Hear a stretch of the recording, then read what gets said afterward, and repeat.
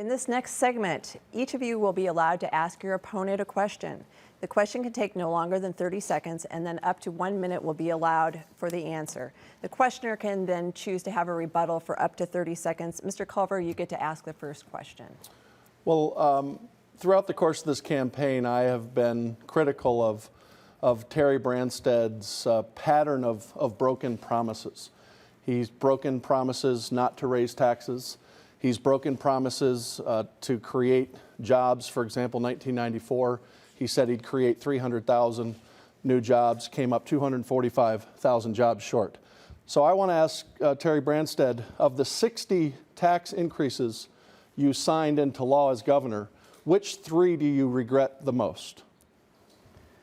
Hey, Mr. Branstad, your response. Well, first of all, Governor Culver, I'm proud of the fact that during the time that I was governor, we had a net reduction of taxes of $150 million. That included the elimination of inheritance tax for children and grandchildren. Growing up on a farm, I know how important that is. We also cut the income tax across the board for everybody, took the top rate down from 13% to less than 9%, and kept full federal deductibility and indexed it for inflation. I'm really proud of the fact I got rid of the tax on machinery and equipment that also got us IPSCO Steel, Barilla Pasta, and many other capital-intensive industries in our state. So I'm very proud of the fact that we cut the taxes that made a difference to create jobs, and I left the state with an unemployment rate of 2.5%, and I came in, it was 8.5%. I think that's a record of accomplishment, and the tax reductions made it possible to grow the Iowa economy and create jobs.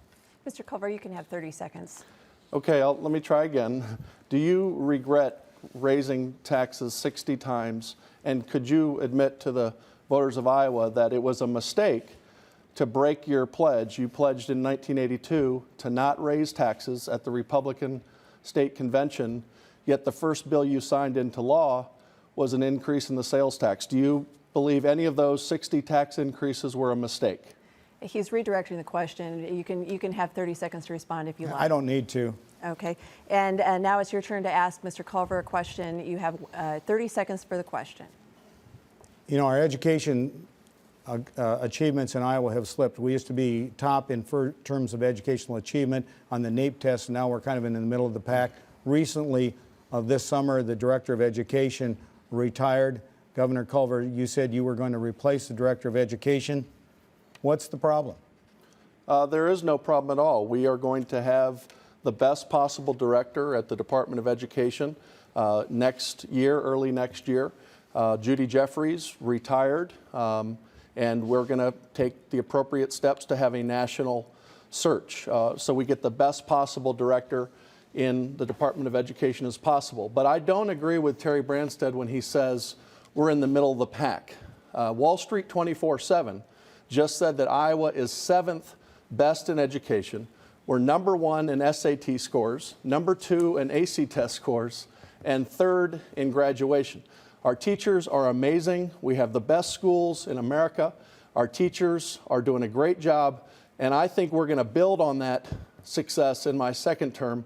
I wouldn't say we're middle of the pack. We're leading the pack in education, as we always have. Mr. Branstad, you may have 30 seconds.